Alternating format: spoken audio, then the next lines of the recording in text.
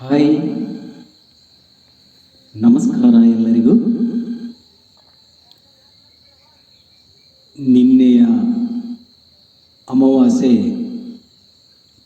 ಬಹಳ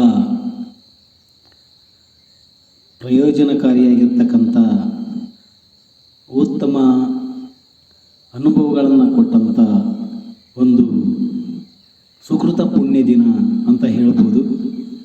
ಯಾಕಂದರೆ ನಿನ್ನೆ ಬೆಳಗಿನ 6 ಗಂಟೆಯಿಂದ ನನ್ನ ದಿನಚರಿ ಆರಂಭವಾಯಿತು.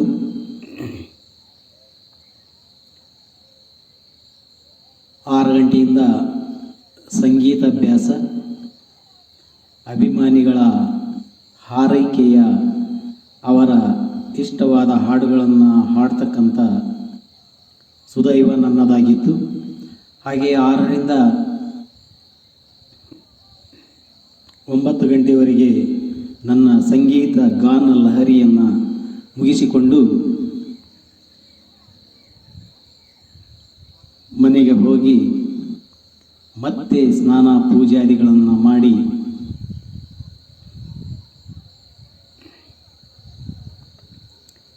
ಅಮಾವಾಸ್ಯೆಗೆ ಬೆಟ್ಟದ ಮಲ್ಲೇಶ್ವರ ಕುಲದೈವ ಬೆಟ್ಟದ ಮಲ್ಲೇಶ್ವರ ಸನ್ನಿಧಿಗೆ ಹೋಗಿ ಪೂಜಾದಿ ಕೈಂಕರ್ಯಗಳನ್ನು ಮುಗಿಸಿಕೊಂಡು ಮತ್ತೆ 10:30 11 ಗಂಟೆಗೆ ಮನೆಗೆ ವಾಪಸ್ಸಾಗಿ 1 ತಾಸು ರೆಸ್ಟ್ ತಗೊಂಡು ಟೀ ಎಲ್ಲ ಕುಡ್ಕೊಂಡು ಹಾಗೆ ಈ ಸಂಗೀತ ಲಹರಿಯಲ್ಲಿ ಮಾಡಿರ್ತಕ್ಕಂಥ ಸ್ಟಾರ್ ಮೇಕರ್ನಲ್ಲಿ ಹಾಡನ್ನು ಸಂಯೋಜನೆ ಮಾಡಿರ್ತಕ್ಕಂಥ ಎಲ್ಲವುಗಳನ್ನು ನನ್ನ ಕಂಪನಿಗೆ ಶೇರ್ ಮಾಡಿ ಅಪ್ಲೋಡ್ ಮಾಡಿದೆ. ಹಾಗೆ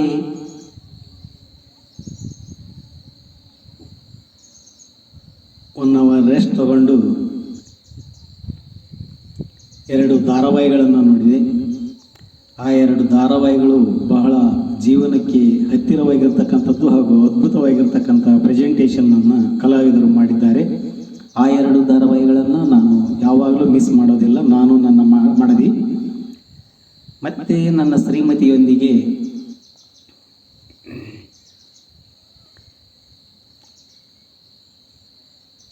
ಹಾವನೂರು ದ್ಯಾಮವ್ವನ ಕ್ಷೇತ್ರಕ್ಕೆ ಹಾವನೂರಿಗೆ ಭೇಟಿಯಾಗಿ ಅಲ್ಲಿ 1 ತಾಸು ಸಂತಸದ ಕ್ಷಣಗಳನ್ನು ಸವಿದು ನಾನು ಮತ್ತು ನನ್ನ ಶ್ರೀಮತಿಯವರು ಹಾಗೆ ಅಲ್ಲಿಯ ಎಲ್ಲ ವಿಡಿಯೋವನ್ನು ಮಾಡಿಕೊಂಡು ನೆಕ್ಸ್ಟ್ ಮೈಲಾರಕ್ಕೆ ಬಂದು ಮೈಲಾರಲಿಂಗನ ದರ್ಶನ ಪಡೆದು ಹಾಗೆ ಅಲ್ಲಿ 1 ಅರ್ಧ ತಾಸು ಧಾರ್ಮಿಕ ಕೆಲಸಗಳಲ್ಲಿ ಭಾಗವಹಿಸಿ ಮತ್ತೆ ಕುರುವತ್ತಿ ಬಸವೇಶ್ವರ ಅಥವಾ ಕುರುವತ್ತಿ ಮಲ್ಲಿಕಾರ್ಜುನನ ರಥೋತ್ಸವವಿತ್ತು. ಹಾಗೆ ಕುರುವತ್ತಿ ಬಸವೇಶ್ವರನ ರಥೋತ್ಸವಕ್ಕೆ ಹೊರಟ್ವಿ. ಮೈಲಾರದಿಂದ 1 ಕಿಲೋಮೀಟರ್ ಅಷ್ಟೇ ನಾವು ಗಾಡಿ ತಗೊಂಡೋಗಿದ್ದು. ಅಲ್ಲಿಂದ ಇಲ್ಲೇ ಎಲ್ಲ ಗಾಡಿಗಳನ್ನು ತಡೆ ಹಿಡಿದು ಅಲ್ಲಿಂದ ನೇರವಾಗಿ 2.5 ಕಿಲೋಮೀಟ್ರ್ ಆ ಜನಸಾಗರದಲ್ಲಿ ನಡೆದು ಹೋಗ್ತಕ್ಕಂಥ ಒಂದು ಸುವಿಶಾಲ ಮನಸ್ಸು ಇದೆಯಲ್ಲ, ಅದು ಎಷ್ಟು ವರ್ಣಿಸಿದರೂ ಸಾಲದು. ಏನು ಜನ, ಏನು ಆತನ ಮಹಿಮೆ. ಮೈಲಾರ ಕ್ಷೇತ್ರಕ್ಕೂ ಅಷ್ಟೇ ಅಭಿಮಾನಿಗಳು, ಅಷ್ಟೇ ಯಾತ್ರಿಕರು. ಕುರುವತ್ತಿ ಬಸವೇಶ್ವರ ಮತ್ತು ಮಲ್ಲಿಕಾರ್ಜುನನಿಗೂ ಅಷ್ಟೇ ಯಾತ್ರಿಕರು. ಎಲ್ಲೆಲ್ಲಿಂದ ಬರ್ತಾರೆ ತಮ್ಮ ಕುಟುಂಬದೊಂದಿಗೆ, ಕುಟುಂಬ ಸಮೇತರಾಗಿ, ಹಿರಿಯರು ಕಿರಿಯರು ಎನ್ನದೆ ಎಲ್ಲರೂ ಭಾಗವಹಿಸಿ ಆ ರಥೋತ್ಸವಕ್ಕೆ ಹೋದರೆ ಅಲ್ಲಿ ಜನಸಾಗರ ಆಹಾ, ನೋಡಲು 2 ಕಣ್ಣು ಸಾಲದು, ಮನ ತುಂಬಿ ಬಂತು. ಬಹಳ ಅದ್ಭುತವಾಗಿರ್ತಕ್ಕಂಥ ರಥೋತ್ಸವ. 5:05ಕ್ಕೆ ರಥೋತ್ಸವ ಪ್ರಾರಂಭ ಆಯಿತು. ನಾವು ಯಾರೋ ಪುಣ್ಯಾತ್ಮರು ಅವರ ಮನೆ ಮುಂದೆ ನಿಂತಿರ್ತಕ್ಕಂಥ ಟ್ರ್ಯಾಕ್ಟರ್ನಲ್ಲಿ ನಾನು ಮತ್ತು ನನ್ನ ಶ್ರೀಮತಿಯವರು ಅದರಲ್ಲಿ ಕೂತ್ಕೊಂಡ್ವಿ.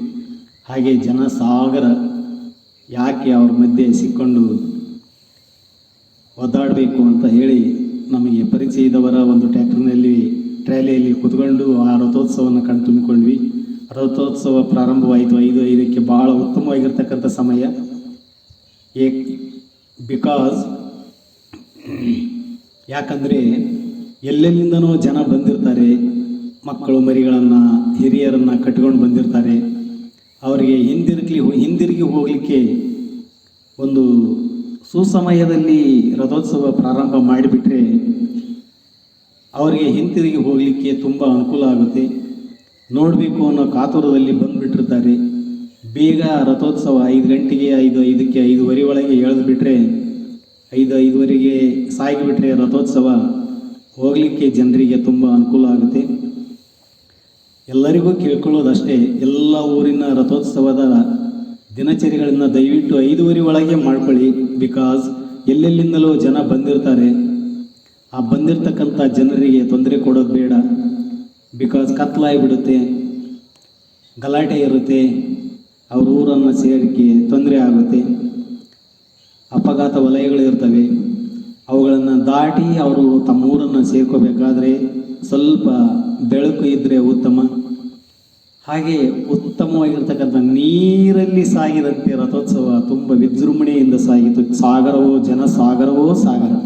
ಅದ್ಭುತವಾಗಿರ್ತಕ್ಕಂಥ ಆ ನೋಟ, ಆ ಭಕ್ತಿ, ಆ ಪರಾಕಾಷ್ಠತೆ, ಆ ಒಂದು ತೇರನ್ನು ನೋಡಬೇಕು, ಬಾಳೆಹಣ್ಣನ್ನು ಎಸೆಯಬೇಕು, ನನ್ನ ಭಕ್ತಿಯನ್ನು ಸಮರ್ಪಿಸಬೇಕು ಅಂತ ಎಲ್ಲರೂ ವಿಜಯೋತ್ಸವದಲ್ಲಿ ಪಾಲ್ಗೊಂಡು ರಥೋತ್ಸವವನ್ನು ಮುಗಿಸಿಕೊಂಡು ಮತ್ತೆ ಅವರ ಆ ಜನಸಾಗರದ ಮಧ್ಯೆ ನಾವು ವಿಡಿಯೋ ಮಾಡಿಕೊಂಡು ಹಾಗೆ ಬಂದು ನಮ್ಮ ಗಾಡಿಗಳ ಎಲ್ಲಿ ಬಿಟ್ಟಿದ್ವೋ ಅಲ್ಲೆಲ್ಲ ಲಾಕ್ ಮಾಡ್ಕೊಂಡು ಹೋಗಿದ್ವಿ. ಅವನ್ನೆಲ್ಲ ಆ ಗಾಡಿ ಹತ್ರ ಬಂದು ಏನು ಜನ, ಏನು ಜನಸಾಗರ, ಏನು ಎಂಜಾಯ್ ಮಾಡ್ತಾರೆ. ಆಹಾ, ಅದನ್ನು ನೋಡೋದೇ ಒಂದು ಸಂತೋಷ, ಸಂಭ್ರಮ. ಅದನ್ನು ನೋಡಿಕೊಂಡು ಮೈಲಾರಕ್ಕೆ ಬಂದು ಮೈಲಾರದಲ್ಲಿ ಒಂದು 3-4 ಪ್ಲೇಟು ಮಿರ್ಚಿ, ಬಿಸಿ ಮಿರ್ಚಿಯನ್ನು ಕಟ್ಟಿಸಿಕೊಂಡು ಅದೇ ಮೈಲಾರದ ಒಂದು ಕಬ್ಬಿನ ಗದ್ದೆಯಲ್ಲಿ ನಾನು ನನ್ನ ಶ್ರೀಮತಿಯವರು ಕೂತ್ಕೊಂಡು ಎಂಜಾಯ್ ಮಾಡ್ಕೊತ ರೋಡ್ ಸೈಡು ಮಿರ್ಚಿ ಮಂಡಕ್ಕಿಯನ್ನು ಸವಿದು ಹಾಗೆ ನಮ್ಮೂರಿಗೆ ವಾಪಸ್ ಬಂದ್ವಿ. ಇದು ನಿನ್ನೆಯ ದಿನಚರಿ. ಬಹಳ ಉತ್ತಮವಾಗಿರ್ತಕ್ಕಂಥ ದಿನಚರಿ, ಉತ್ತಮವಾಗಿರ್ತಕ್ಕಂಥ ದೇವರುಗಳು. 8 ದೇವರುಗಳನ್ನು ಭೇಟಿ ಮಾಡಿದ್ವಿ ನಿನ್ನೆ. 8 ದೇವರುಗಳನ್ನು ಭೇಟಿ ಮಾಡಿ ಆ ಪುಣ್ಯಕ್ಷೇತ್ರಗಳನ್ನು ಸಂದರ್ಶಿಸಿ ಬಹಳ ಅದ್ಭುತವಾಗಿರ್ತಕ್ಕಂಥ ಅನುಭವಗಳನ್ನು ಪಡೆದು ಮತ್ತೆ ನಮ್ಮೂರಿಗೆ ವಾಪಸ್ಸಾಗಿ ದಿನನಿತ್ಯದ ಕಾರ್ಯಗಳಲ್ಲಿ ತೊಡಗಿಸಿಕೊಂಡ್ವಿ. ಹಾಗೆಯೇ ದೇವರ ಮಹಿಮೆ ತುಂಬ ಇರತಕ್ಕಂಥ ಜಾಗಗಳಿಗೆ ಹೋದರೆ ಮನಸ್ಸಿಗೆ ನೆಮ್ಮದಿ ಬರುತ್ತೆ.